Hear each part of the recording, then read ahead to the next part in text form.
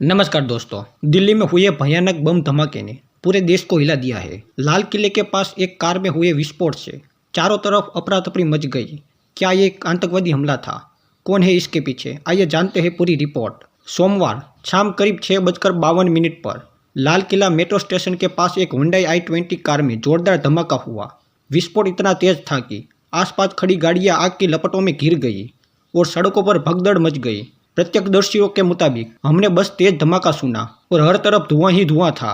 इस धमाके में कम से कम 13 लोगों की मौत हो चुकी है और 20 से ज्यादा लोग घायल हैं। घायलों को तुरंत ही नजदीकी अस्पतालों में भर्ती कराया गया। घटनास्थल पर फायर ब्रिगेड, एनडीआरएफ और पुलिस की टीमों ने मोर्चा संभाला। सीसीटीवी फुटेज से पता चला है कि धमाके के कुछ देर पहले एक संदिग्ध व्यक्ति डॉक्टर उमर उन नबी उस इलाके में देखा गया था। एनआईए ने इस मामले को संभाल लिया है और इसे एक आतंकी हमला मानकर जांच शुरू की है। पुलिस ने अब तक कई लोगों को हिरासत में लिया है, जिनमें से कुछ डॉक्टर और जम्मू कश्मीर से आए संदिग्ध शामिल है। फोरेंसिक जांच में कार में अमोनिया नाइट्रेट के अवशेष मिले हैं। सुरक्षा एजेंसियों को शक है कि यह सिर्फ एक ट्रायल ब्लास्ट था और असल में 32 कारों के जरिए एक बड़े हमले की योजना बनाई गई थी। इस खबर ने देश की सुरक्षा व्यवस्था पर गंभीर सवाल खड़े कर दिए हैं। दिल्ली, उत्तर प्रदेश और हरियाणा में हाई अलर्ट घोषित कर दिया गया है। केंद्रीय गृह मंत्री अमित शाह ने सुरक्षा एजेंसियों को कड़ी कार्रवाई के आदेश दिए हैं। वहीं प्रधानमंत्री नरेंद्र मोदी ने मृतकों के परिवारों के प्रति संवेदना व्यक्त की है। फिलहाल जांच जारी है, लेकिन इस घटना ने एक बार फिर देश को याद दिला दिया है